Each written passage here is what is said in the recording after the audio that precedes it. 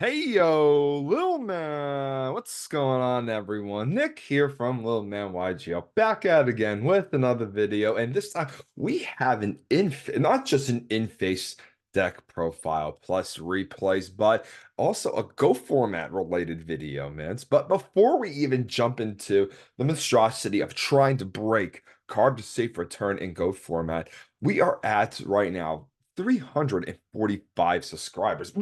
That was a lot more than the last time that we checked. Thank you so much for all the love and support that we've been getting from all of you guys so far. Obviously, we got a PS5 last week, which is absolutely insane with Amarillo. So we've been posting the Amarillo stuff, but like, you know what? I wanted to do something a little different, right? Like, so I wanted to turn the attention back up the Go format because let's face it, Go format, we need a little love right now, you know, like it's very important to make sure that we're paying homage to the retro format that started it all. And to say that there is no more innovation left in the format, I say nay. There is. There what I have a screen on front of you today. So all I've been trying to think about is, you know, because modern is going crazy. I don't know if you guys paid attention to the new modern list, but they brought Snatch Steal back. And then in the OCG, they just brought Change of Heart back to two. What is this? So I'm like, man, what cards were at least powerful then that we could potentially abuse? And we found card of safe return right here. So for you, those of you that do not know what this card is, for some reason, when a monster is special summoned from your graveyard, you could draw one card. It's been banned since 2008, just a little bit before the Synchro era itself, because there was a zombie deck a little after it started, because there was a zombie deck that used to abuse this and Bryoneck, and it was just outrageous. It was just outrageous, boys and girls. But we try to abuse it here in Go format. So how could we do that, right? So I've been playing around with this list for a little bit now.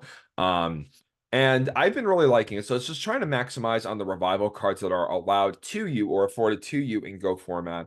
And trying to make sure that this cards like this work all around with it. So obviously, the zombie engine. There's three Book of Life in the format. The card is the best thing that zombie has going for it as an aggro piece to the deck. Obviously, we have the Emissary of the Afterlife here when it's sent to the field of the graveyard. You search Dragon Zombie, a level 3 zombie vanilla monster that, guess what, is a zombie target for Book of Life as well, and also pairs well with the Wing Blasts that are in this deck. Despair from the Dark also, if you discard out of the hand, it special summons itself. So, and obviously, we have other cards like the Prima, the Call. And then this other trap card where here, Soul Resurrection. So this is an old card from Ancient Sanctuary, and you can activate it by targeting a normal monster in your graveyard, special summon it. When this card leaves the field, destroy that monster, vice versa, right? So the aim here is just to abuse card of safe return we see as much as possible. Really trying to get back even the dragon zombies that we might be fetching off to get a trigger off these, because we know that in this format, drawing one, two, three cards could lead to ultimately winning the game. So the jars are in the deck to just push through for more cards, so you can get your engine rolling a lot quicker. Spear Reaper, such a great object off Pyramid Turtle itself. And then we have right here Twin-Headed Behemoth. When it's destroyed, period. It revives itself at the end phase, which is insane because even if you throw it out and they out it, you could potentially get it back and draw a card. So we'll be able to show a little bit of it. Side deck over here, a little goofy. Giant Soldier of Stone as an alternative Emissary of the Afterlife target. It pairs very nicely with Soul Resurrection. I'm not really sold on this card. So I'm going to be honest. I know I'm pointing to it a lot. I'm just pointing to it a lot because it's unique and saucy. But we have the stuff for the chaos decks, we have stuff for the back row decks and the burn decks. We have skill drain. Obviously, skill drain's insane in decks like these. It's just very good against like the turbo decks, so they don't have to resolve their flip effect monsters. And they can't banish your stuff, which is very, very, very cool. And it makes a defense position Despair from the Dark like unbeatable for the most part, which is really just really cool. Really cool. So we have a couple real plays I wanted to show you guys today. Firstly, we are playing against Elback.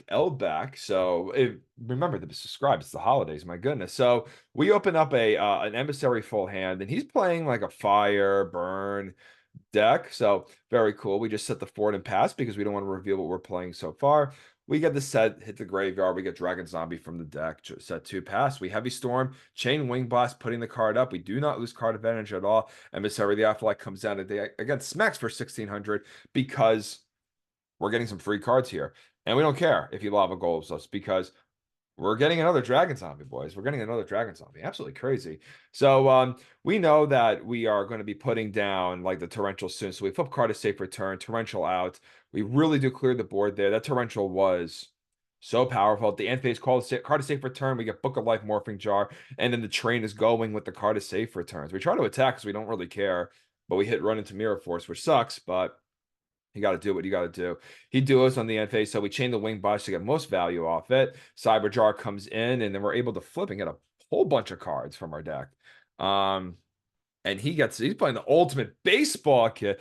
I like this stuff like this. This stuff is cool. Like I like the fire stuff.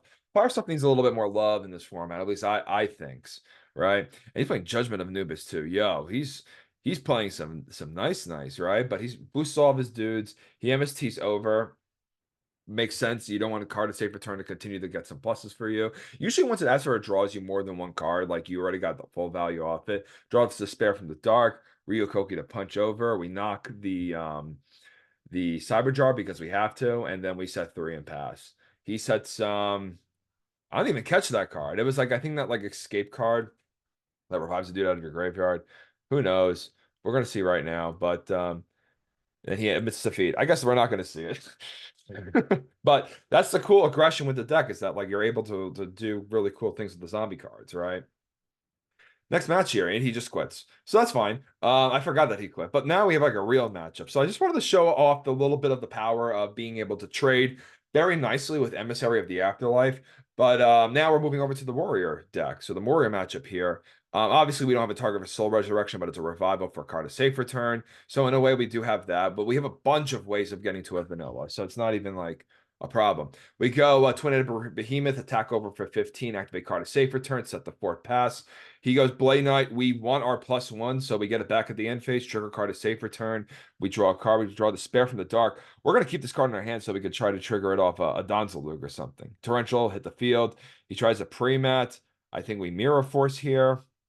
He Judgments, which is cool. Like he has some gas back here, but banishes two out of the graveyard. We have another card to safe return, which is going to be very deadly. If we have access to a revival card, because it's just like it spins from there, right? Breaker hits the set heavy. He mirror forces the breaker to stay alive, and then we just summon the tribe and attack for game. So we did some cool things that game, and we're gonna do even cooler things this game. So we're playing as warrior. He has a fortunately a big monster heavy hand warriors. Emissary is going to trade with the deity warrior lady. Interesting that he does that.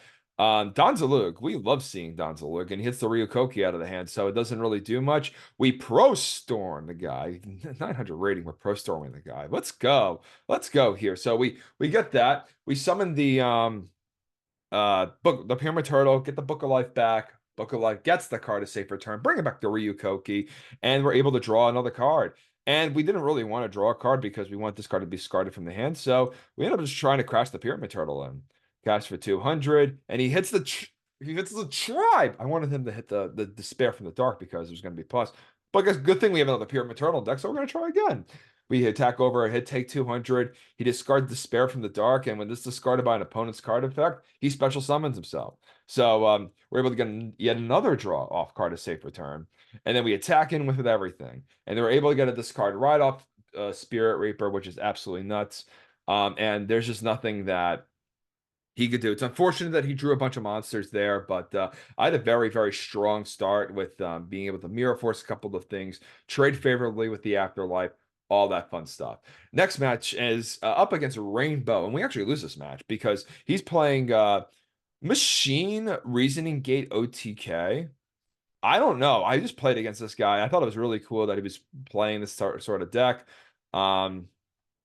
But it plays like limiter and all that fun stuff. So he needs to just stick two machines and then activate limiter, and he wins the game.